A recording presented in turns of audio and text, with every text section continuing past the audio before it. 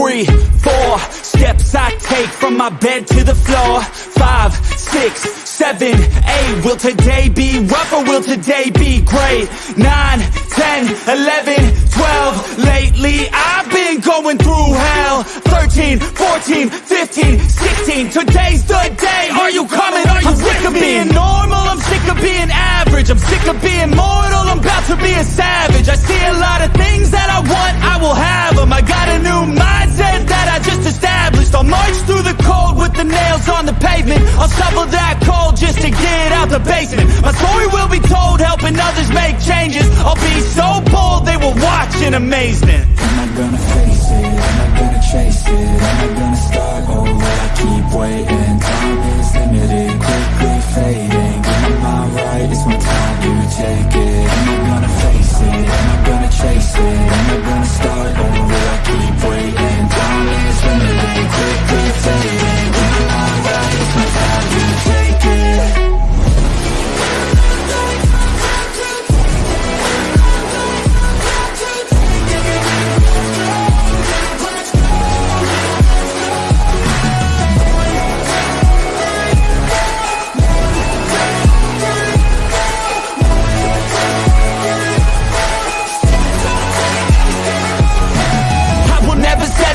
Foot up on the pedal, pushing hard to the metal. Make a deal with the devil, channel rage through my vessel into something that is special. Energy of a rebel, going up a level. I just wanna be greatness, I could feel changes. Turn a new page and tie up my laces. I will be the bravest, break out of my cages. I will not be nameless, I will not be aimless. Am I gonna chase it? Am I gonna start or will I keep waiting? Time is limited, quickly fading. Get my mind right, it's my time to take it. Am I gonna face it? Am I gonna chase it? Am I gonna start or will I keep waiting? Time is limited, quickly fading. Get my mind right, it's my time to take it.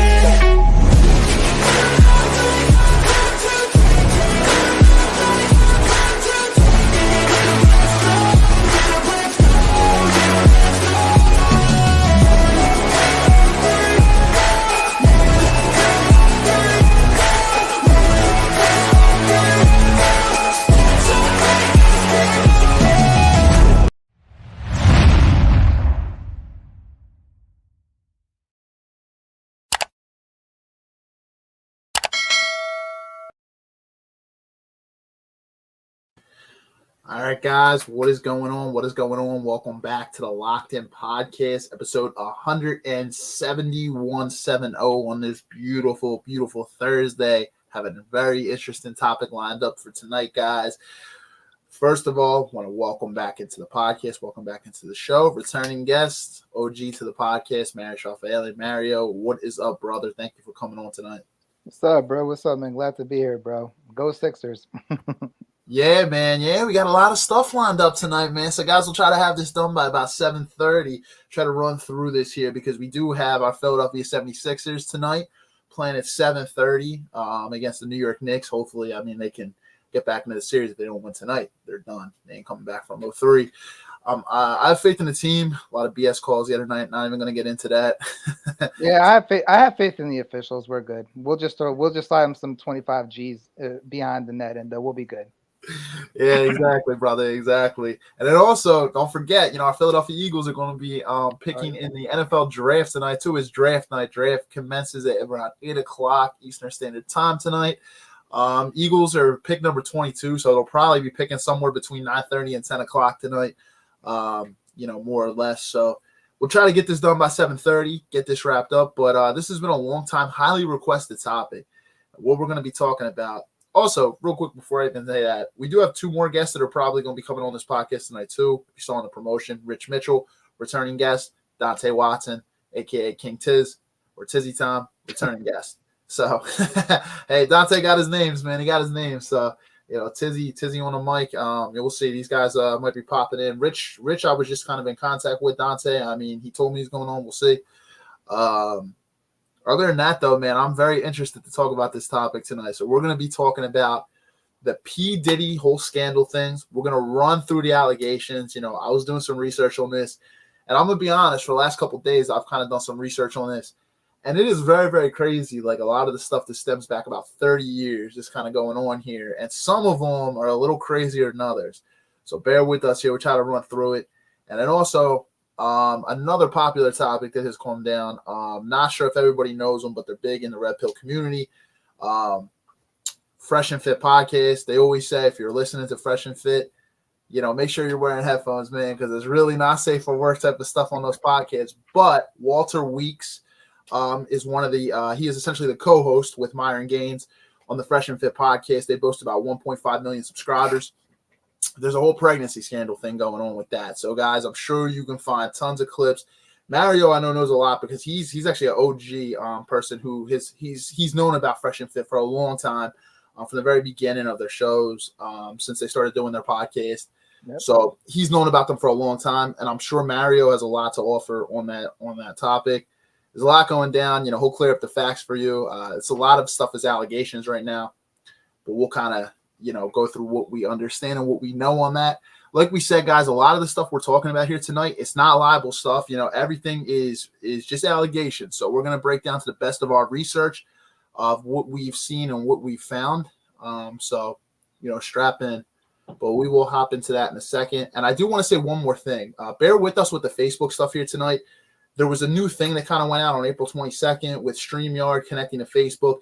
I see that we are streaming, but I do notice that when I look up in the left corner, I'm only seeing the viewers from YouTube. I'm not seeing any viewers from Facebook, although we are streaming on Facebook right now. So I'm not sure if the comments are going to link through here from Facebook, but what I'll do for this week is I will actually keep my eye on the Facebook account. I'll try to see if comments are coming in, and even if I can't put them on the screen, I will address them here tonight. So I'll keep my eye on that because you guys can still comment if you're watching on Facebook. There's a comment button for that. So without further ado, we have about 40, 50 minutes before, Sixers kind of kick off. So we'll try to just wrap it. We'll try to just go through this real quick. Like, comment, subscribe. I won't run through that whole spiel. All right, man, let's hop into it, man. What should we start with here, man? I think maybe the P Diddy stuff. This is your show, bro. I'll let you pick. Yeah, man. I'll say we'll start with the P Diddy stuff because it is a little bit more extensive. I think the Walter Weeks stuff, Fresh Prince CEO from Fresh and Fit, I think that's a little bit more. There's stuff to talk about, but I don't think it's as in depth.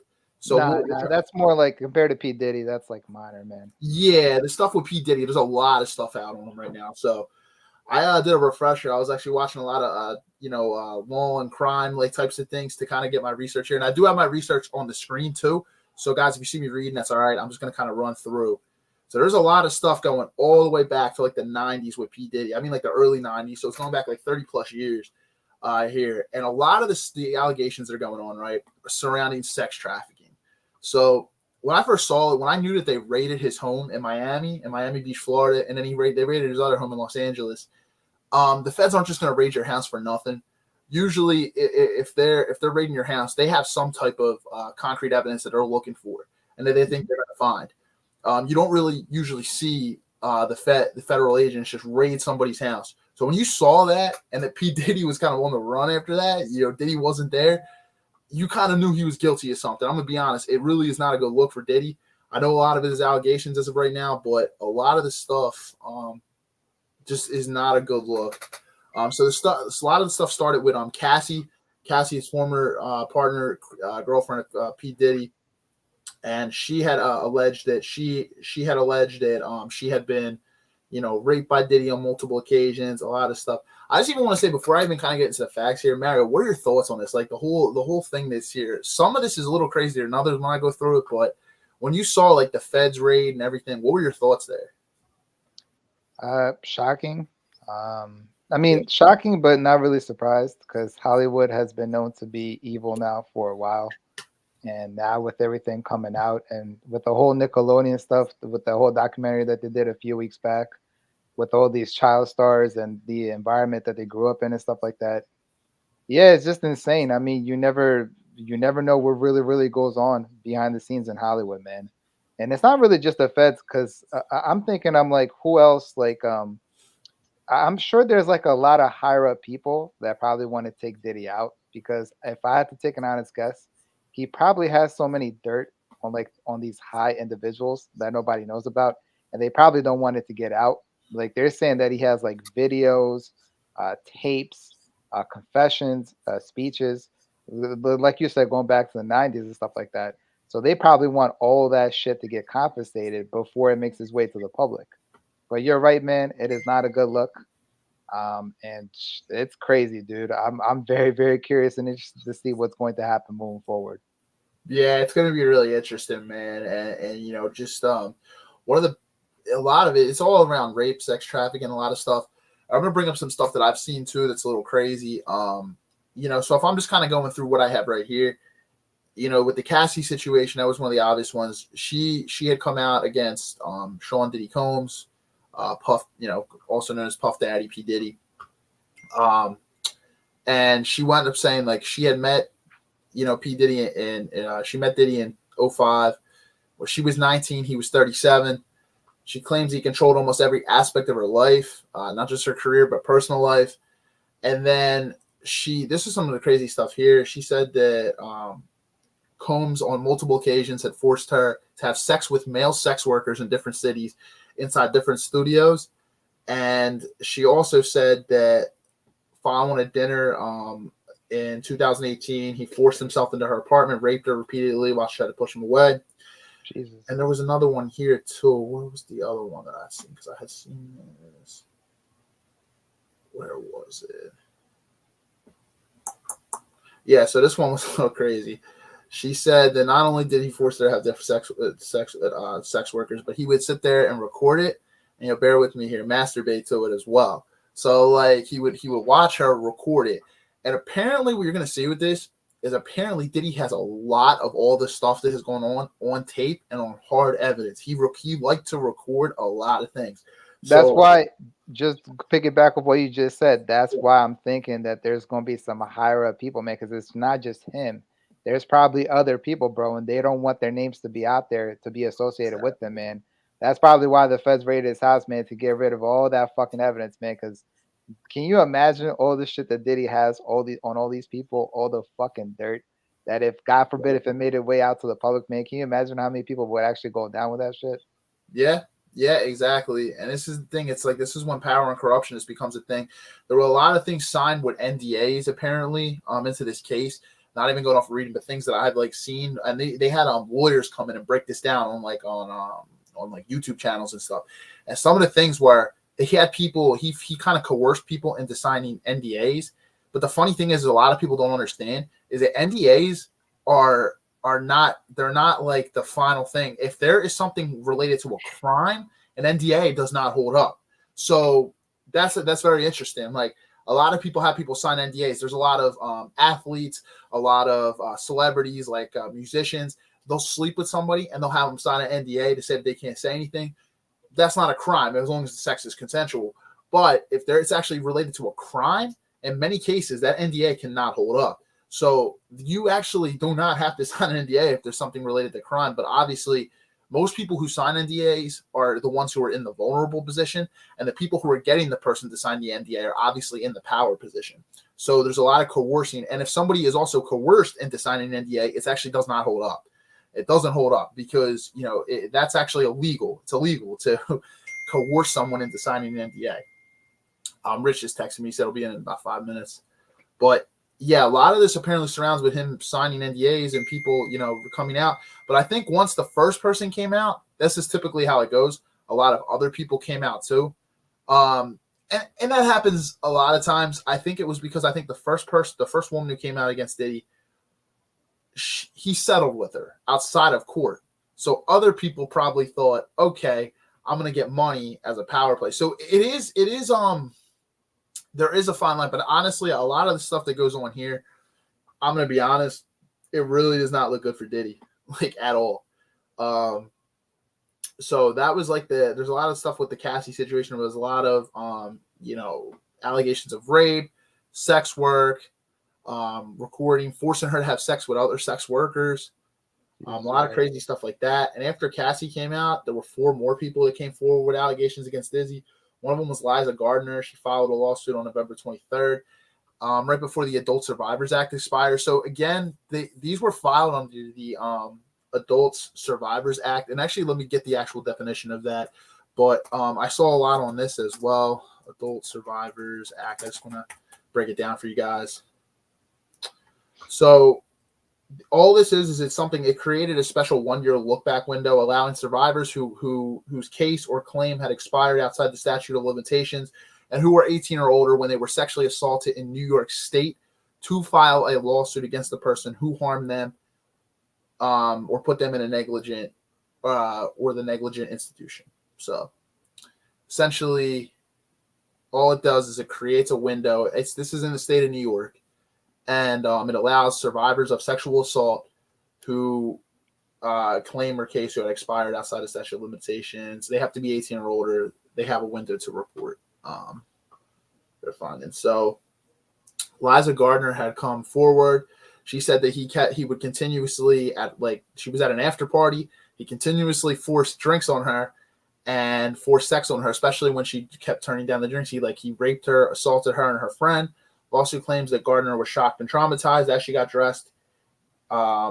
She's saying that Aaron Hall who was a singer-songwriter, a friend of Diddy's, barged into the room, pinned her down, forced her to have sex with him, and then claims that Combs also came to the home she shared with a friend a few days later and allegedly attacked her again on top of this.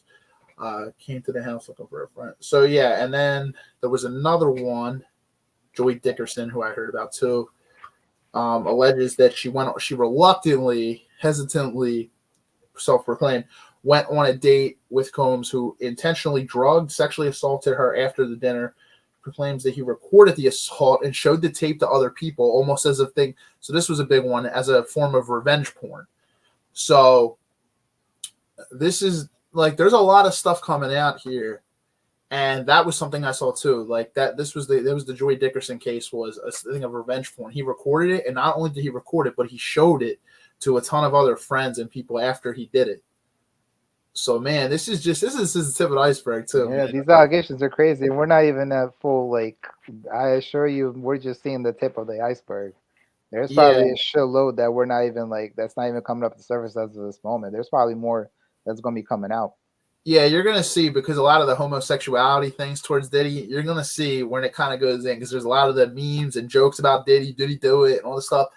So it gets crazier, for sure. Which is why there's a lot of allegations against Diddy, and the whole homosexuality thing, which, and then it says the prosecutors, spokesman for Diddy, and then a spokesman for Diddy came out and said the two women's claims, Joy Dickerson and Liza Gardner, they're fabricated, accused them of exploiting the Adult Survivors Act for their own benefit. Another woman referred to as a Jane Doe, she did not want to report her. She didn't actually want to report her name.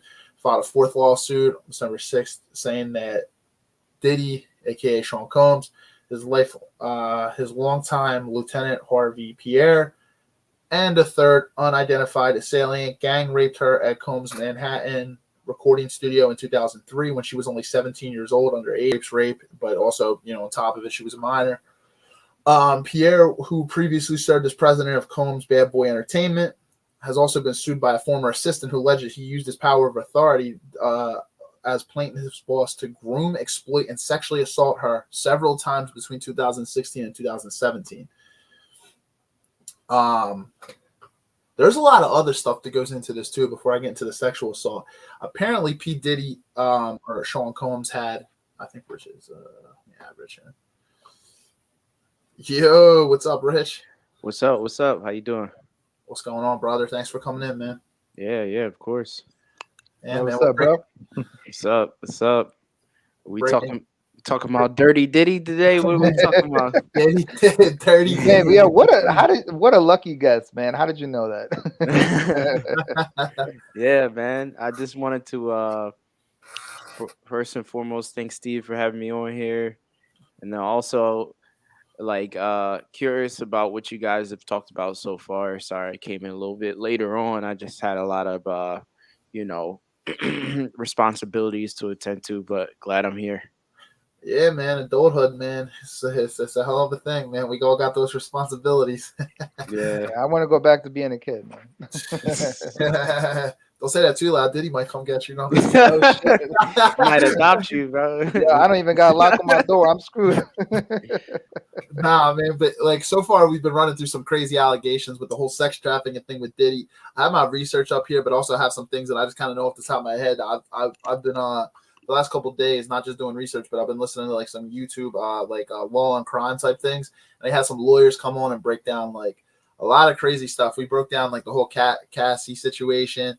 You know, how he raped and allegedly like raped and assaulted her, made her have sex with sex workers while he watched, masturbated, recorded it. A lot of crazy stuff. That we talked about a little bit about the Diddy parties, him getting this some of these women to sign NDAs. But what I was telling everybody is NDA, a lawyer had come on this one show, and he had said NDAs don't hold up. Number one, if the person is coerced to sign an NDA and felt guilty into signing an NDA, it's actually illegal. It's not binding. And then on top of it, an NDA, also if it surrounds a crime, so having people sign NDAs to sign crime, and dude, the NDAs that some of these people were signing, like if you saw the language, I don't have the actual language of some of these NDAs, but I actually like saw this on like a thing. Oh, the language was barring people from talking to this person, that person is like next, it's like your cousin's cousin's cousin. Like the language was so extensive that like the lawyer was like, if somebody came to me and said, hey, do you think I should sign this NDA? He'd be like, number one, who is getting you to sign this? And number two, what are they going to get you to do? Like, why is that like the language so extensive? Like, you're up to no good. There's something like weird going on there. Like the fact that they're getting you to sign an extensive, like an NDA with some crazy, crazy language in that NDA. Under what context were they signing NDAs? Like, were they signing NDAs to go into his parties? Like, were they signing NDAs? Yeah, like things like that, things that went on at the parties, things like that. Like he had like and there's a lot of allegations of very crazy stuff going on. There was also a podcast that was going on. I forget who it was. They had another celebrity on there, two of them. And the one, they asked him about what goes on at Diddy's parties and stuff. And he laughed and looked at the other guy, and they started laughing. He's like, oh, man, I can't talk about that. Like, I can't talk about that, man. Come on, man. Come on. And, like, they're laughing and joking. And this was before, like, the whole thing kind of came out. But there's a lot of instances of that happening where, like, yes, it's speculation, but people are, like, covering up. Like, they're like, oh, I can't say anything. And they're like, oh, change the subject. Like, let's just say it's wild. And then, like, the one guy was like, why don't you ever stay for the after parties and stuff? He's like, Sean's my friend and stuff. He's like, I don't stay for his after parties. They just get a little bit out of hand. And they're like, why? What do you mean by that? And he's like, next question, change it. Like, he didn't want to talk about it. So there's multiple instances of really weird stuff that I think went under the rug. Most people didn't pick up on. I mean, nobody bought anything of these things. But now, in light of all this stuff that's coming out, it's become a little crazy. Well, the feds raided his house, didn't they? They raided his mansion. They arrested his son. They had his son. And I feel like, I don't know about anybody else, but when the feds come knocking on the door, usually it's not because it's any lacking of evidence. Like usually the feds, when they knock on your door, like, and it's on the federal level, they have a lot of evidence on you. They got a lot of dirt on you. And I just feel like, Cassie's situation was the domino that made everything fall, that kind of started a chain reaction of like multiple people just speaking up. And so, absolutely. Yeah, for real, shout out to Cassie. She was actually like my celebrity crush back in the day. Very talented. It's unfortunate how like a lot of talented artists kind of get taken advantage of in the industry, and for exposure, for money, for contracts. That's the nature of the business. Unfortunately, it's just a lot of predators. Nickelodeon. I mean, just being one example, the documentary that was recently released on them. So it's not just in the music industry, unfortunately. Yeah. No, you're right, man. It's a lot of predatory stuff. Most of those people it's essentially a position of power being abused. And that's just how it is. It's like a lot of these people who have high power, they essentially, what they do is they give a lot of these people false promises, like, hey, I can do this for you. It's not even false promises. It's promises in exchange for something else. So they could, like Diddy there's apparently terms where Diddy would bribe someone, if you do some sex act for me and like do other things.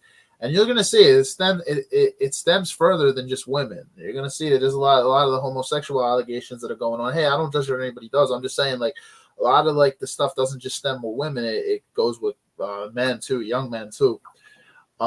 So we were saying before the podcast that there's something like Facebook with StreamYard. Facebook put a thing out on April 22nd. So I had to do a workaround to get the Facebook. It's working, but the comments aren't appearing here. It's only going to probably be for YouTube. So I have to monitor the YouTube, Facebook comments. But Todd commented in here. I can't put it on the screen. He said testing, but then he said, "Bro, it's all about narcissism. The people have so much money and power, but honestly, they can have only so many whips, cribs, jewelry, etc. So they need something else to feel powerful, along with many drugs and alcohol." Absolutely. And narcissism, that's a real thing. Like, if they had a narcissistic personality disorder before they had money and fame, you start to see that kind of creep in here. That's what a lot of these people are. Because not every celebrity is a bad person. You know what I mean? And not every musician or athlete is a bad person. But some of them, if they already have those types of personality disorders from stemming from childhood, and then they get this type of power, it becomes even worse because they have, you know what I mean? It all kind of comes out even worse. Exactly, because then you become a position of influence. Then you Yes. can influence people's lives, people's careers, and it's just insane. I mean, for one person to have that kind of power, like, it's starting to crumble down, though, I'll tell you that.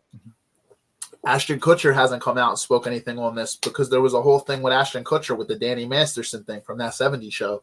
When this came out, Ashton Kutcher and Mila Kunis backed him fully. They said that he's not that type of guy and all this stuff. And what happened to Danny Masterson? It came out that it was true. Danny Masterson serving 30 years in prison now. So I think Ashton Kutcher, who's actually been a good long-time friend of P Diddy. Now I'm not saying Ashton's involved in any of this stuff. He kind of said he always seemed them like as like they were just two guys like would just laugh and joke around and stuff. But I'm just saying, like, I think that they were saying that Mila Kunis like told Ashton do not get involved and stuff because I don't know if he was going to try to stick up for Diddy or anything like that. But obviously it'd be a bad look. He already did it with Danny Masterson, who played Hyde in that 70s show. And I think that there's a reason he's not speaking out on this right now. I didn't even really know that they were longtime friends like that either. Yeah, it's kind of crazy, man. Like it's funny because I mean, Ashton Kutcher spoke before a panel. Like Yeah, he spoke did. before a panel on, child sex trafficking, and then just for him to turn around and to kind of stick up for Danny Masterson, it kind of shows you some of the hypocrisy of some of the actors, even in the industry, even the ones, and it's a shame. Like, I'm not saying Ashton Kutcher is involved in any of this whatsoever, but just the fact that he went to bat for someone who he probably did the things that he did, because like it's no way you don't know when you're that close to that person and you have the connections that Ashton Kutcher has that you don't know that he Yeah. did do some of the things that he did. So I find myself a little disappointed. And things I thought he was more of an advocate against sex trafficking, but man, it's crazy. Like it's It really is. I forgot the movie they released. It's a movie that they released. The Sound of Freedom, I think it's called. Yeah, The Sound of Freedom. About protecting our kids. Yeah. Yeah, like even the agencies, man, were against some of what this guy was trying to do. Like it's like even the agencies don't really they care. There's a limitation to what's in their personal interest, and if that supersedes the personal interest, or if that supersedes the convenience of being a government agency, they will not do it. They will Right. not rescue kids. They will not. You could be could be a kid that's kidnapped off of American soil, and they won't come for you unless it's made mainstream, like unless it's made like apparent to the media, and it's a really big thing. You've seen it all on the news, manhunts and things for different children who were kidnapped, children being snatched up and disappearing. Um, I'm curious to see like what's your opinion on. Um, there's been like certain even like politicians and like celebrities and just like random individuals that have came out and said like, "Hey, listen, there's child sex trafficking like underground." like they move them underground, like in abandoned subway stations and things, and it's a large sex trafficking ring that's underground right now, in the United States under DC. What's your opinion on that? On and conspiracy theories such as that? Um, even if it's not right under, there's not one just right under DC. If there's ones underground and stuff like that, as disgusting as that is, I absolutely do believe it. I do believe it that they would have it. A lot of these people that are sex trafficked, you tend to see that they're never ever seen again in a public setting. So they're taking them to very remote spots, and they're either continuing to sexually abuse them and traffic them, or they're sexually abusing them and trafficking them and then killing them. It's never Yeah, seen again, and it does not shock me, and it's gotten really scary. Like the fact that it's even happening in broad daylight now. I've even heard things in Northeast Philadelphia, like near where I live, like things of women thinking that they were almost in a situation like that, and it's not just women, but it can happen to men too. But just off personal experience, from people I know, but it's really really scary, man. And I think it's worse with like the whole digital age and how people can find people and track people. It's really really scary, to be honest. But I do believe, I wouldn't be shocked. Yeah, I wouldn't be shocked either, and I agree with Steve. It might not be necessarily right underneath Washington, but I'm not surprised to hear that there's underground rings like that. And just to use an example, man, look at the stuff that happened with R. Kelly, bro. Very, very similar, man. He took advantage of underage girls. I think what he took advantage of Aaliyah back in the day when she was like, I think what, 12 or 13. I think he married her, and then I think her parents found out that it was an illegal marriage. I think he wed her when she was like 15, and then Yeah, once they found out, they had to annul the marriage and stuff like that. And then everything came out like 15, 20 years later.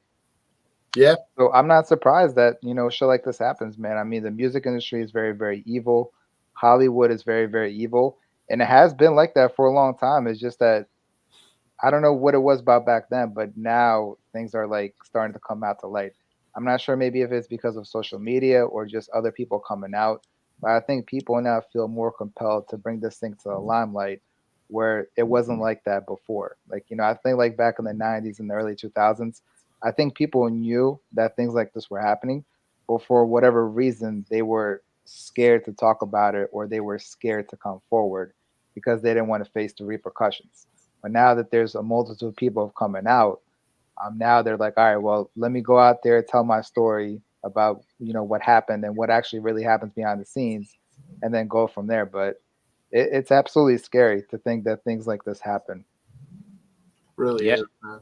yeah, man. It's been happening for a really long time too. Like even like you mentioned, R. Kelly, like dude, like even Elvis, like his wife was like 15 years old, I heard like when about he that. took in, yeah, and it's like, man, it's almost like this grooming has is a part, like it's like almost like a symbiotic relationship with the industry is grooming.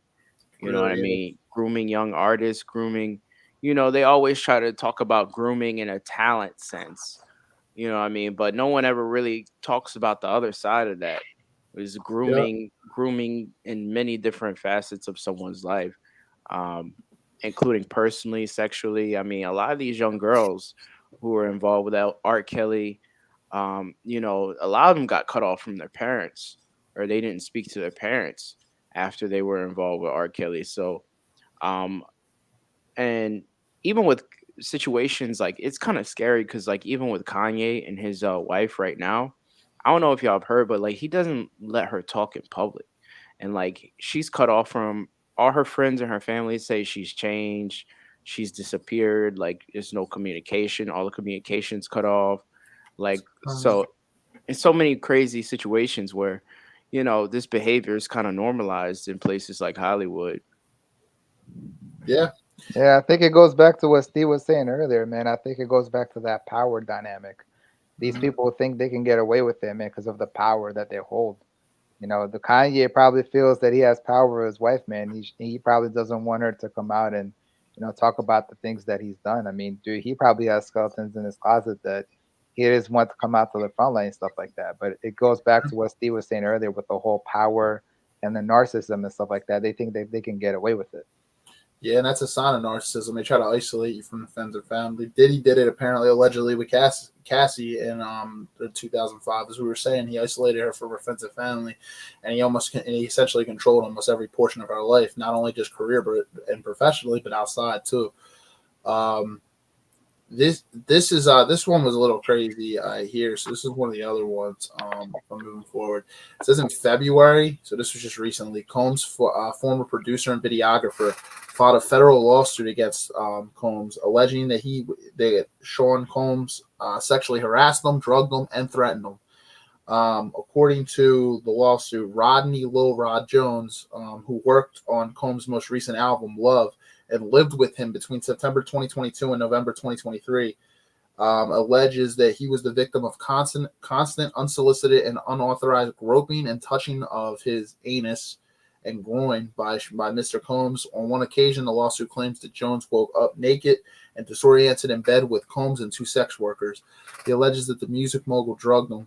The complaint also claims that in his role as Combs' videographer, this one's a key one. He said that Jones secured hundreds of hours of footage and audio recordings of Combs, his staff, and his guests in serious illegal activity. So here's where I think the feds finally had enough maybe to to maybe get him, because, there's a lot of stuff that had been stemming back 3 decades.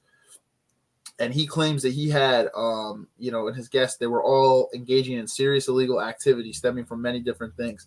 The illegal activity includes acquiring drugs, soliciting sex workers, providing lace drinks to minors, and sexual assault. Jones' suit named several other defendants, including Combs' son, Justin Combs, chief of staff, Christina Coram, Universal Music Group CEO, Sir Lucian Grange, and former Motown Records CEO, Ethiopia Habitamariam. Combs' lawyer denies the allegations, of course. And then there's something going on with his other son, Christian Combs. This is one I saw earlier too, in which a woman alleged in April in a separate lawsuit. This was this month. That the 26-year-old drugged her, sexually assaulted her on a yacht chartered by the music mogul in December 2022. And I want to just read this one real quick too before we address our thoughts, because this one was very crazy to me.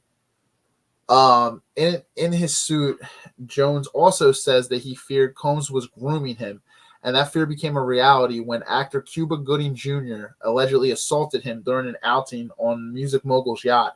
The actor began touching, groping, and fondling Mr. Jones's legs, upper thighs, and near his groin, the small of his back, his buttocks, and his shoulders. The complaint alleges that Mr. Jones was extremely uncomfortable.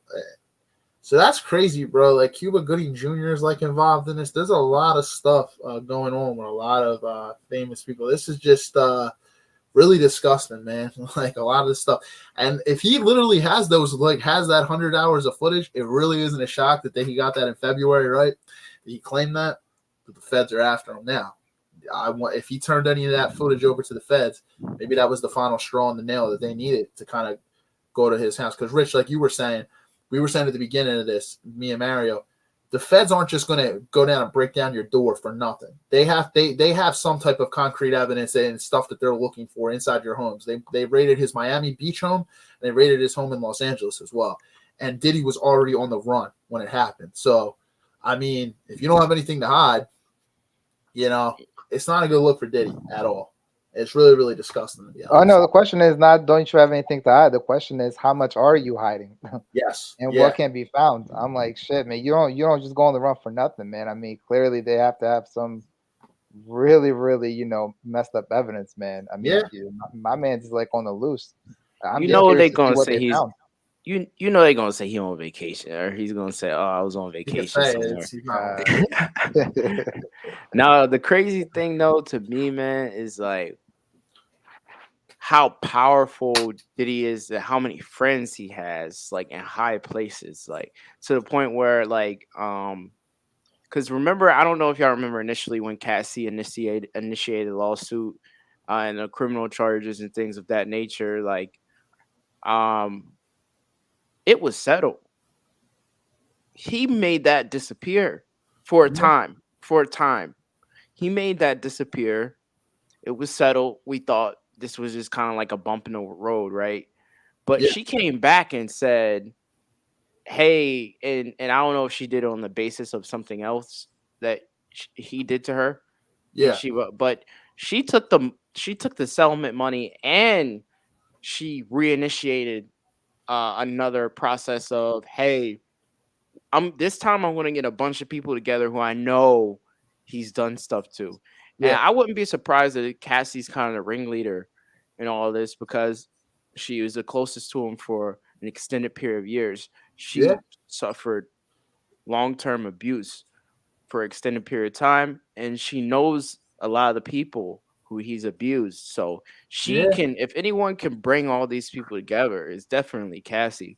There's So there's something alleged too with Cassie. Apparently, Kid Cudi has some type of interest in her. So Diddy apparently had a hit put on to blow up his car, and he wanted to make sure that Kid Cudi and his boys were at the compound when it happened. So that he tried to have him essentially blow up his car. And there was something with like Suge Knight too. Now it really makes you wonder if Diddy was involved. And it's a whole nother topic, and you gotta have a whole multiple series Tupac, on it. The whole Tupac thing and everything with that, with Diddy and everything. If any of that is true, obviously, you know, some stuff could be speculation, allegations, but it kind of, you know what I mean? It makes it weird. And there's a lot of rumors with Diddy with Biggie too, having involvement. I know that they were supposed to be some poor boys, but there's a lot of rumors with Diddy with Biggie's death as well. I wouldn't be surprised. I would not be surprised, man. I mean, I think people are starting to connect the dots. Yeah. And dude, if he did have something to do with Tupac and Biggie's murders, holy shit. Yeah, that's just gonna unravel. Yeah. Bro. Dude, the people will never stop talking about that ever, man. Because Tupac, because Tupac's been dead for what? He died in 1996. Yeah. About to be almost 30 years, and people are still talking about him to this day, man. If they find out that Diddy was the one that put the hit along with Biggie, I'm like, oh boy, two legends gone. Yeah, like two legends in the industry are gone. So like, if there's any type of link to that, like I said, that could be a whole 3-part series on that, and you know, speculation and stuff. I don't want to go too far down that because I'm sure people can comment. Crazy, George commented on Facebook and he put the laughing emoji and he said, "No Diddy." No Diddy for real, man. Like for real, because think about this, and also us as people from Philly, like, you know, it's kind of sad, you know, hearing about the Meek Mill situation. I don't know how true that is. I don't know if y'all heard the audio on that one, but that's horrifying. If that's real with the audio, I was like, yo, I was like, nah, you know, it's crazy, man. Meek Mill's been a little quiet lately. I wouldn't be shocked, man. Yeah, there was a meme too. It had a guy locked in a cage with handcuffs on, and it said Meek and Meek when they bust down the door to Diddy's compound, in a cage, and he was like in his boxers, like with like handcuffs and like a ball gag, like. Listen. The thing that really got me was when we were the swimming pool video. When he was calling him daddy, he was like, "You did a good job today, daddy." Da, da, da. And then the way that Meek Mill was in the pool, but the way he would look like something just happened to him, he was like, "Oh." He was like, "Oh." And then he was like, the way that he was like laying on the pool, it was like he was like trying to recover from like something crazy. Yeah. Guys, go look it up. There's a weird thing when Justin Bieber was just coming around. It was when he was very young. He was just known. Bro, I just saw that the other day, man. It was on Snapchat. Somebody posted like a short clip about it, man. Yeah, dude, shit was disgusting. And Justin looked uncomfortable too. And he's just like, yeah, Justin and his boy been hanging out here. They get to see what the life's about and stuff. And he's like, he's like 48 hours with Diddy and stuff. So like he was spending him and his like friend, and they were underage, bro. They were young kids. Like Justin was very young at the time, and he was spending. They got to spend 48 hours at Diddy at his compound. Like, yeah, I think he was like 12, 13 years old. It was fucking sick, man. Bro, and look how fucked up like Justin Bieber was over the years. You know, like a lot of this stuff, bro. Like these things don't get talked about, but like you don't know if it had something to contribute to it. I understand fame and fortune can honestly just make you go a little crazy. You know what I mean? Especially if you don't know how to handle it, especially from a young age. I mean, you see like Miley Cyrus and a lot of this stuff. You know, with Hannah Montana. A lot of that stuff can make you crazy, but there's also situations like Amanda Bynes from Quiet on Set, who allegedly was pregnant at 13 years old by Dan Schneider. And look, to this day, what Amanda Bynes looks like. She's like, I don't want to even say crazy, but she's so mentally messed up from things that happened back then. It makes you wonder, like Justin Bieber, like a lot of the stuff, was he sexually assaulted? You know, a lot of the stuff, like people really overlooked it for a while, but now that all this stuff is coming out, it starts to make you look at Diddy in a different way. And also, I was telling Mario before this, he had known this too. Apparently, Diddy was on an All That episode too, which kind of links into the Quiet on Set stuff. He was on an episode of All of That on Nickelodeon back in the day, and the scene was really weird. So you guys can look it up on YouTube. He says, they go over to Diddy, and they're like, one of the guys, like, that he won't wake up and stuff. They're like, should we bang the cymbal? And the cymbal is just like on a drum set. It's like the part up top where you just hit the cymbal and it's really loud. He's like, nah. He's like, take this helicopter, and it was like a toy helicopter, and he said, stick it in his pants and turn it on, like this pants, like the propeller part, and it's supposed to be a funny scene where the kid yells and screams. We're like, that's a really odd thing to like put in like a kid's show, man. Like, you don't really start to notice these things, especially when you're a kid. But a lot of this stuff is real suspect and weird, man. Like, I don't know. Yeah, there's like a lot of scenes, man, where it's like it tends to be funny, like when you're like really, really young. But then like 10, 15 years later, when you become an adult and you look at that same scene again, all of a sudden now like a gazillion questions pop into your head. You're like, okay, what the fuck really happened behind the scenes when they were filming that? Like, what were these kids advised or told to do? It's fucking scary. Yeah.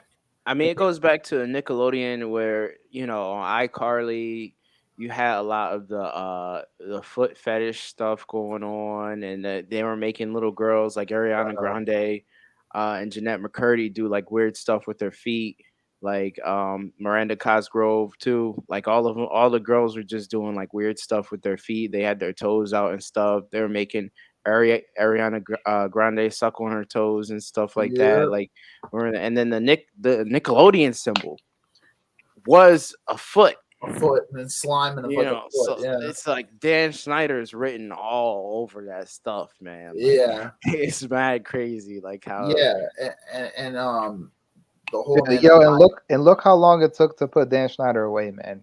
It didn't take until 2017 for Nickelodeon to finally let him go, dude.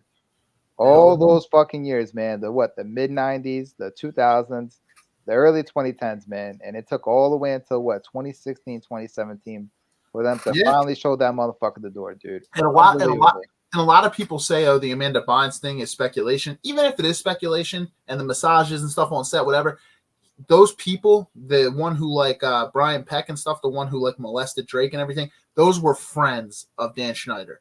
He knew what these guys were doing, and he did not protect one of these kids, man. None of them. So like he can say whatever, but like, and I don't know if you guys saw that. I don't want to go too much on this because that's obviously wasn't the talking point, but it all kind of connects because like I said, Diddy was on, you know, a Nickelodeon episode, but the whole thing with Nickelodeon, like he went on, I don't know if you guys saw, he had a response after he was on the guy who plays TiVo in iCarly interviewed Dan Schneider, and honestly he asked him a lot of softball ass questions. They were softball as hell. He's like, Dan, and like acting like Dan's buddy on there. That's not even a fair like panel interview. They're questions that favor him, and they're not any difficult questions. Like, and that's the thing. I think the one girl who plays Nicole in Zoe 101, I forget what her name is, but Alexa something. She went and said, I could care less about a stupid interview, like of him saying that on it for the public and stuff. If you really wanted to apologize to us, you would have called us up personally and made honest apologies and amends. The fact that you go onto a live show and then do it just to save your own ass and cover your ass, that just goes to show you don't care about any of them at all. It's just for you. You don't give a shit about those people. Yeah, it's to save face. Exactly. It's public relations work. Yeah, he's trying to save his face because he knows his image is fucking. It's on fire right now. It's burning to the fucking ground, and he's trying to. You know, he has a fire extinguisher. He's trying to put it out and shit. It's gonna come back to bite him in the ass, man. It always fucking does. Exactly. So this is kind of how it goes. And I do believe the whole Amanda Bynes thing, and not to cut you off, I was going to say, going back to what you said, I really, truly do believe that shit is true. What they said about Dan Schneider getting her pregnant, because I don't remember if it was a show that I watched or just something that I read online, but apparently Amanda posted some cryptic tweets on Twitter a few years back, because I think some people were asking her. She didn't like specify him by name exactly, but she said that when she was really, really young, she got pregnant. and it led a lot of people to speculate and believe that Dan Schneider was the one behind it, man. So I really, really do think some fucked up shit happened behind the scenes between her and Dan, man. And if you look at that documentary, dude, you'll notice that there's like so many uncomfortable scenes of like those two in a pool, dude. And like Amanda is so close to Dan, you know, sitting on his chest, on his lap. Yeah, And I'm just like, what? And mind you, she's like, I think, what, 12, 13, 14 years old, man. She's not even a teenager at that point. She's still a small fucking child, bro. It's just so fucking weird and odd to see like a small child with a grown ass man in yeah, those positions. yeah. And a lot of people on set said that Dan would disappear with Amanda for long periods of time too and stuff, and it was just they would be in their own room together, and it's real weird, man. Like under no super, like why is he unsupervised with a fucking child? I'm sorry, nobody should be. Why the fuck? Like if that's my fucking kid, like why's my daughter going to be locked in a room with a grown ass man for? I don't care who the fuck they are. I don't care if they're in their 20s. Like no, they shouldn't be locked in a room with another. Yeah. Why is yeah, if I'm the father, I'll be there. I'm like, well, what you got to say to my kid that has to be behind a locked room? I'm like, Yeah, all the time. I need to know about this. I'm like, I'm her guardian, I'm her father. I'm like, what the hell? No. I'm like, what's happening behind the scenes over there, Dan? What you trying to do? Well, you gotta realize these aren't normal parents. Yeah, I they mean, like the money and stuff. They want them to. Essentially, they tell their kids, do whatever you got to do. Essentially, that's their meal ticket for the family and stuff. They a lot of them. And that's so unfortunate, man, because it puts so much pressure on the kids. Yeah, Because on the one hand, do you speak up and say anything? But then on the other hand, man, you're like, okay, well, if I do this, man, I mean, the family's fortunes are going to go up in smoke. So, I mean, my family, we're going to go back on the street and stuff like that. It's so fucking unfortunate, man. And it goes back to what you said earlier, man, about the power, bro. These guys, the higher ups, they fucking know, man. They know that these children come from, impoverished families. It's not like they come from rich families and stuff like that, to where the parents can just say, fuck off, we already have money. A lot of these people grow up poor and shit like that, man. They try to go to Hollywood to make it. So it puts them in such an uncomfortable position. Really does. I mean, I'll take it a buck farther. I mean, there's a documentary out. I forgot what it's called, but I don't know if it's the Corey Feldman documentary. It's a documentary, but I know like that some of the kids from like Boy Meets World, like there's certain shows that like they brought their kids took them to these mansions. I mean, their parents took these kids to these mansions and they had them kind of audition, but the parents would leave the kids at the mansions with all these producers and all these CEOs and all. It was like parties, like mansion parties that kids shouldn't even be at. And so for me, I just think that like if the parents are willing to leave them into someone's mansion unsupervised, like on a set, I wouldn't put it past them to leave their kids, for days or weeks at a time with some of these producers and some of these I mean, and what are you gonna say? These people have all the money, all the power that they could possibly want. I mean, well, you're gonna tell the CEO of Nickelodeon no, Yeah, exactly. Yeah. Well, look how they kind of cover their tracks. I mean, Diddy. One of the last things I'll say on Diddy before we eventually, I guess, shift over to Fresh from Fresh and Fit podcast. Diddy also temporarily stepped down from a lot of companies, including Revolt. As like chairman and stuff, he stepped down from and distanced himself from some of these companies as early as like November. So there's some things that are like that are very odd, like the timing of them. You know what I mean? Him separating himself and like I don't know. Some of the stuff is very odd. Yeah, bro. I just can't imagine, man, myself as a parent, bro, like imagining like my younger daughter or my younger son, man, being like in another room with like a grown ass man, dude. I'm just like that to me is just unfathomable, man. Like if I find out something happened, I would fucking lose my shit, dude. I'll probably be behind bars in prison, man. Yeah, me too, bro. Absolutely, absolutely, man. Not allowing that type of stuff, man. I agree. Guys, if you want to see more on this, because obviously we can cover this probably in like a second part episode, to be honest, let us know. We can update you guys like throughout like the whole process of this as more stuff kind of comes out. Todd actually texted me too, and he said Michael Jackson and Neverland Ranch, shady shit. Yeah, a lot of stuff. And like Michael Jackson was one of those kids who super talented artist, but he didn't really have much of a childhood. So it's almost like he tried to relive his childhood. And he suffered a lot of abuse from his father, Joe Jackson, but still, it doesn't excuse that type of behavior. But I wanted to kind of move to the Fresh Prince CEO thing. I mean, that's more brief than the P Diddy thing. It's not really anything super concrete, but just so people, because I know the Sixers are about to start, and I know the NFL draft's going to be kicking off at 8:00. So just to kind of, I guess, move us forward, guys, we can definitely cover more on the P Diddy stuff as the case goes on. I mean, just let me know. Like, a lot of people wanted me to talk about this, so. Oh no, there's going to be a part 2, bro. Yeah, Absolutely. This ain't nothing, man. There's going to be just touching the surface. Dude, the amount of allegations that are going to be coming forward, it's going to be fucking insane, man. I mean, honestly, we're probably going to end up doing like 3 or 4 more parts, dude, before everything is said and done. I know I'm going to do some more research and watch some more documentaries on this stuff, and it's already a lot of knowledge that I have. It's a lot of connections that I have. With just people who have been in the industry. So I'm gonna continue to reach out to those people. Yeah. And yeah, I mean, there's so many people, man, who the world is small, and whether it's guest stars, whether it's audience members, whether it's people who've seen these things in person. I mean, there's so many people, man, who have there's so many stones that are unturned in the situation where I'm sure we can get somebody on this podcast who has seen some of these things or has absolutely, so I'm just excited, to reach out and let someone have a platform to have their story. So I will be doing my research and reaching out to people in the meantime. So there definitely will be part 2, 3, 4. Absolutely. We'll definitely have to have a part 2 on this for sure.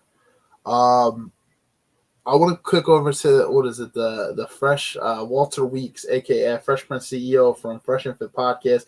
The stuff that came out a few weeks back. There's pregnancy allegations going on. The Walter essentially got a woman pregnant. I'll actually let Mario kick this off because I know Mario, like I said, you've known like you followed them for like quite a bit. You've known about them. I've been following them since they first started this show, man, back in 2020, man. I'm a huge fan of the show. I'm gonna be honest with you. I mean, they've definitely had their fuck ups in their careers, man, but Walter really, really needs to take a big L on this. And basically the gist of it is, man, like he met this Asian girl. Yo, bro, I'm just gonna use the bathroom real quick. I'm still gonna be here. I'm gonna be listening. I'm just gonna be, but you can still go ahead, bro. All right, no problem, man. You got it, dude. It's my show now. No, it's our show. Yeah, there we go. You've been kicked off, Steve. It's the Mario and Rich show now, dude. Yeah, but basically the gist of the matter is, man, like he went out with this Asian girl, and like on this show, like Fresh and Fit, excuse me. They preach a lot about like male accountability, and they constantly tell men not to, when you're having intercourse with the woman, not to, to always use a condom and to not inside her and stuff like that, to avoid unwanted pregnancies. Well, unfortunately, what had happened was Walter, aka Fresh, he obviously dated this girl for a while, and he ended up nutting inside her. And then, a few weeks later, she came back and saying that she was pregnant. Obviously, we don't know yet if the kid is his or not. It's all allegation at this point. I think she's very, very early on in the stages of her pregnancy and stuff like that. And what happened was she actually, because Fresh said he didn't want to be a dad. And what happened was she actually took a phone call.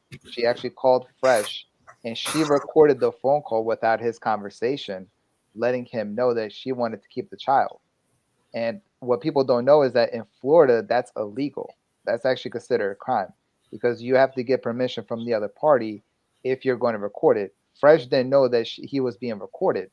So after the conversation was over, she leaked it on YouTube for everybody to see. For Auburn and Preach. Just say Auburn and Preach. No, it's apples and peach. Anyway, yeah, she released it on YouTube. And yeah, that goes way back, man. They're fucking haters, dude. It is what it is. I said it. Come after me. Whatever. Yeah, I never understood why they hated them. I'd say more Abba than Preach, I'd say. Yeah, man, bro. Yeah, dude, they do some fucked up shit behind the scenes, man. I watched like the thing with her when she came on and actually like broke down like stuff. But Preach, Abba did ask her some tough questions, but then he would defend some things. Whereas Preach was keeping it kind of real with it. He's like, it's real shady, some of the stuff she's saying. So he was very fair. I think the way Preach kind of analyzed it, but Abba kind of goes the other way a little bit. And they honestly have some really funny content. But And Abba's Ethiopian and Preach is Haitian, correct? Yeah. Yep. My issue is that Abba would do petty stuff like try to get the baby's name after him. Like I heard he was trying to get the baby when the baby is born to be named after him.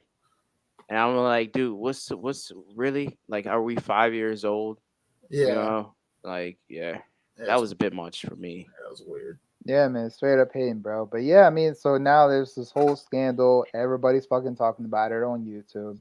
I think Fresh and Fit have already I think Fresh has already hired a lawyer, so they're gonna sue her in court because what she did was illegal with the whole tape. And if what they're saying is true, because I'm not too familiar with Florida law, I'm just going by what they're saying. But what they're saying is true about him being recorded and not realizing about it. Yeah, man. I mean, she could pay for it in court and stuff like that. But again, we don't know if it's his kid or whatnot. But the thing is now, it's like they preach a lot about accountability on their show. So unfortunately, because he did that, now it's coming out as looking though they're hypocrites because you're over here having a show telling guys, okay, well, when you're having intercourse with a woman, use protection and don't nut inside her. But yet here you are doing the exact same thing. And that's everybody just filling the comments with that, man. So Fresh was wrong on that one, bro. Like he took a massive L on this one, dude. Mm-hmm. Like he really, really made the show look bad, man. Because they really, really do a lot for men. Like they have a Money Mondays episode where they teach you to get your finance game on point, which I really, really personally love. Like that's my. Didn't favorite. They get demonetized though? They did, but they're still doing the shows on YouTube because that's how much support they have. That's how much people fuck with them. They have other avenues. I mean, they're on Rumble. I don't know if they're on StreamYard. I'm not too sure if they use StreamYard to, air their shows, but I do know for a fact that they're on Rumble and that they also have their own website. So people, always donating behind the scenes and stuff like that. But yeah, they've been demonetized on YouTube now for over a year, and it's crazy. Like they're still airing shows on there almost 3 days a week and stuff like that. It's not bad. It's not bad at all. How do y'all feel about having the OnlyFans girls always on the show? I always had a panel of like OnlyFans girls. I think it's more entertainment aspect. It's kind of just how it sells the show a little bit. You know what I mean? Because I think their money episodes and other things are really good, but they just don't get as much views. Most people care for more entertainment and fat asses and big tits. This is kind of how it is. So they want these girls come on and especially if they have certain views towards like Red Pill, where it's like. I like Red Pill has some good things, but it also has some people that are very delusional and they just really hate women. They absolutely hate women because I guess they've been burnt in life, and that's like kind of the one way to go about it. But if they're those type of guys, they love when these women come on because they just send in their comments and their super chats, or like back in the day how they would with the super chats and just trash these women and say, "Oh, that girl's a 3 and a 4, a 2 and a 3." But meanwhile, these guys probably look like they're a 2 or a 3 behind the camera, but they don't really show it. Yeah, exactly. They'd be sitting inside of grandma's basement eating the Oreo and cookies and all that shit. Yeah, but just to give you a quick point real quick, man, I don't think like the thing is a lot of people disassociate Red Pill with hating women. And the reality of the matter is Red Pill is not about hating women. Right. Red Pill is about understanding women and understanding their nature. But the thing is, man, people have like gone so out of context and stuff like that, though, man. They take it as hating women and shit like that. I mean, anything that's. I mean, look at this society. This society is geared towards pushing women into leadership roles. More of like, even like movies like give an example like Star Wars, right? Who's the main lead character who got changed? It used to be the Skywalkers. There was already a story written, and they completely destroyed the stories that were in the comics, that were in the Legends novels, to push for a female character that was made up. Like right here in modern day times, where since back in the 80s and 90s, they already had, the lineage already thought out. So I thought that was very interesting. And even so anything in this society that is like, and this is my belief, this is my based off what I've seen, a lot of things that are meant to uplift men and push men forward are always kind of labeled as it's against women. So just because it's for men doesn't necessarily mean it has to be against women.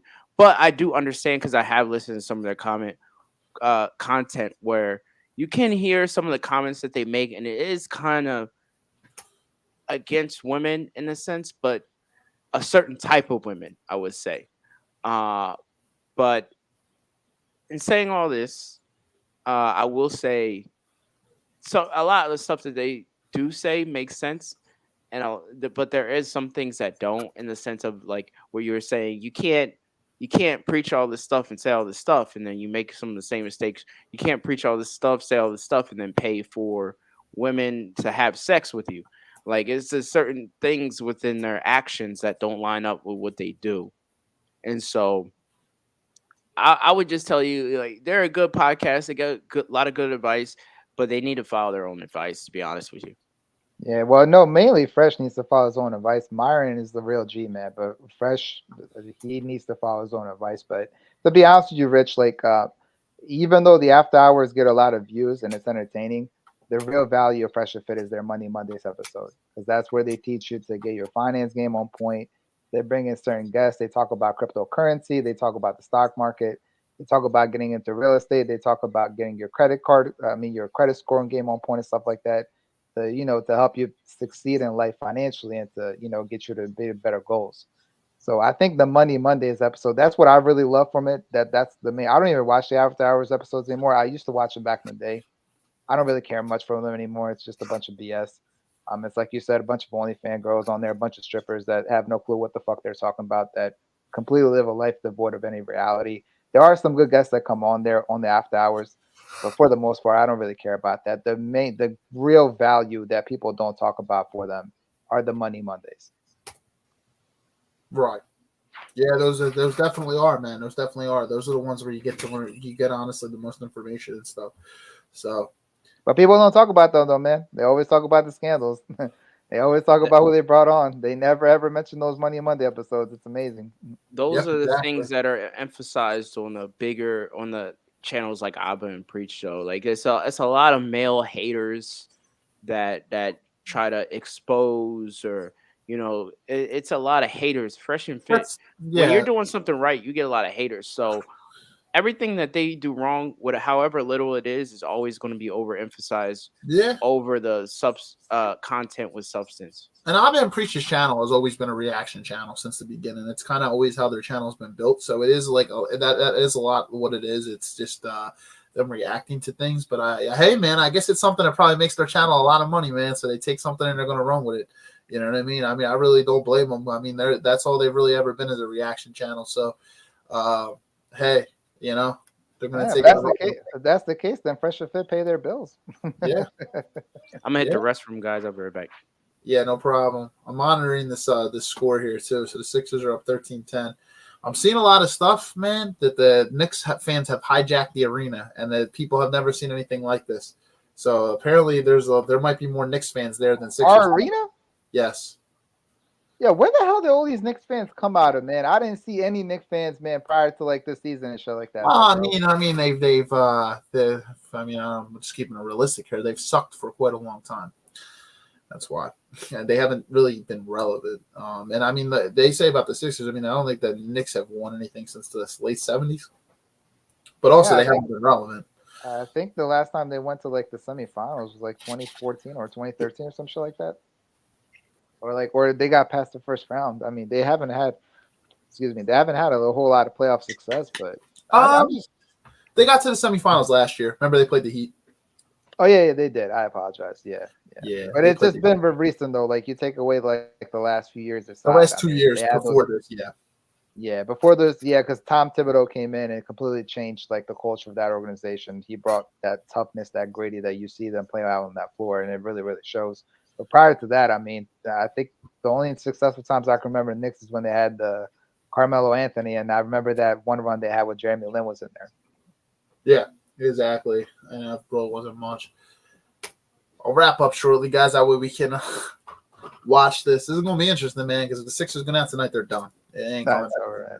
I 3-0. You And know for a that's fact not, in the NBA, man, no one's coming back from 3-0. that's not good that the Knicks have hijacked Knicks fans have hijacked the arena. It's almost like a home game for the Knicks. Listen, as long as they don't hijack the referees, I'm good. Yeah, we better get every call tonight. Because that game 2 officiating was absolute pure garbage. It reminded me so much of that Lakers Kings 2002 Yeah, Game 6 Western Conference Finals, man, where every call went against the Kings, man. And just like the other day, bro, every call went against us, dude. We barely got any calls, man. exactly. I just think the Sixers need to just come out and play ball. Play ball, man. Play your game, man. You know, that's just, apparently DeAnthony Melton's back tonight too, which is big on defense. Yeah, well, I mean, Tyrese Maxey and Joel Embiid have been playing ball, man. It's the other guys that got to step up. Tobias got to step up. He's got to give us at least 15 to 20 points. I mean, you can't expect Embiid to give you much in the fourth quarter, man. Yeah, bro, you making all that money, bro. At least give us 15. Give us that. Give us 15. I mean, if he had 15 points in game 2, bro, that could have put us over the hump, man. Yeah, it's 13-10 Sixers right now. I was just telling Marius, apparently I'm seeing a lot of reports that Knicks fans have hijacked the arena and that people have never seen anything like this. There's more Knicks fans. I don't know if there's more Knicks fans, but there might be more Knicks fans in the building than Sixers fans, which is absolutely crazy.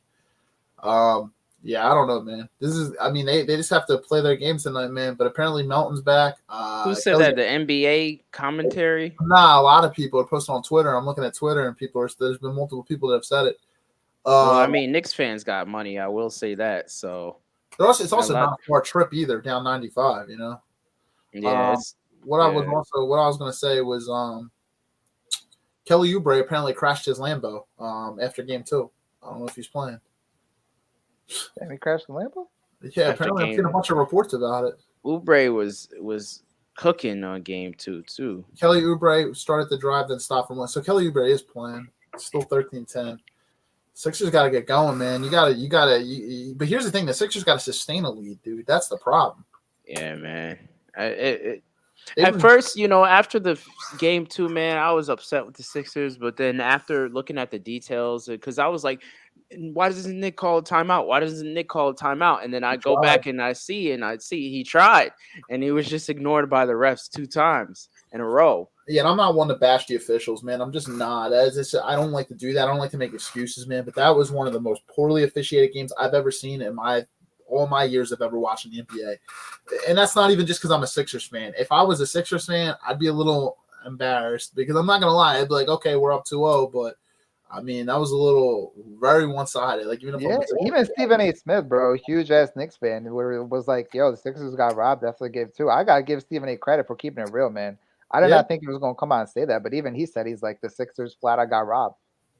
Yeah, and that could change the whole momentum of the series, man. I know Joel Embiid said all the right things, got on television and said, oh, we're going to win the series. That's great, bro, but words don't match anything, bro. You're down 0-2, man. The odds of you coming back from 0-2, the last time it's been done was when the Raptors did it against the Bucks in 2019. But, I mean, ironically, who was the head coach? Nick Nurse. I mean, we'll see. I just don't know, man. Dude, if Embiid was 100%, bro, I would say absolutely, bro. It's our series to win. Oh, we would tear the Knicks up. We would. It'd be a blowout, bro. It wouldn't even be close, man, because Embiid wouldn't be that torn up at the end of the series. But this is the story every year with Embiid, man, unfortunately. Yeah, those knees, man. They've taken such a beating throughout his career, bro. I don't know how long they're going to hold up. Yeah, me either, man. I don't know. It's still the same score. We need to cash in on the prizes now, man, while he's still in his prime, bro. We might only have a fully healthy Embiid for maybe a few more years. I want to see somewhat of an interesting series here, man. Well, listen, boys, I'm a head out. Me too, man. I'm gonna watch this game, and I don't want to hold anybody. Let's get this game. Let's get. I'm praying for the Sixers over here. Praying the refs will do their jobs the right way instead. Whatever bets their family members or wherever they know place, and stop trying to follow those bets, refs. Like, actually do your fucking job. Exactly, bro. Yeah, but yeah, man, I appreciate you guys coming on, man. We'll definitely cover these topics again in like a 2-part series when like more stuff comes out. But I definitely appreciate you guys coming back on here, man. Appreciate y'all. Yeah, man. Thanks for having me, bro. I appreciate it, man. Rich, it was good to see you, bro. Yeah, it's a constant, man. Let's keep it moving, man. Let's keep this momentum. Let's I'm just gonna move forward just to let you know, just gonna try to contribute a little bit more to bring in more guests in and things of that nature. So be on the lookout for that. I appreciate that, brother. Yeah, absolutely, man. You know where to find me, man. Yeah, so and then also, man, so everybody have a great weekend. We'll see you next week for episode 171. But I was also going to say, go Sixers tonight, and then the Eagles. Don't forget NFL draft tonight, 8:00. Eagles are pick 22, probably somewhere between 9:30, 10 o'clock. Eagles going to be picking, so get to see that first round pick at 22 as well. Let's So go. I'm looking forward to that, man. I'm hearing Eagles might move up too. yeah, maybe we'll do some draft analysis at some point, man. After all this NFL draft is over, man, we can cover some NFL Yeah, draft. before we go, I read something real crazy right before I came on the show. Apparently, the Niners are trying to trade Debo Samuel to move up in the draft. Shoo! Yeah, it was fucking crazy. I don't know how true it is. It was just a report that I read, but I'm like, bro, what the fuck? That is wild, I'm dude. like, yo, That's wild. yeah, they're going to trade him to move on up. I don't know who the fuck they're going to get, but yeah, they're thinking about trading Debo Samuel to move up in the draft. I'm like, wow. Yeah, this is just that's crazy, bro. I mean, hey, man, it's going to be an interesting night, man. We'll get to see what happens, but I'm hoping that maybe we can do a draft one eventually, and I'm really hoping the Sixers can continue to playoffs, man. Maybe we'll cover another one, but it's going to be a mountain to climb, man. We'll see what happens. Yes, sir. Yes, sir. All right, boys. It was a pleasure, man. Appreciate y'all. Yes, sir. Have a good night, guys. Take care. Take care. Good night, Locked In Nation. Yes, sir. Good night. All right. All right. Oh.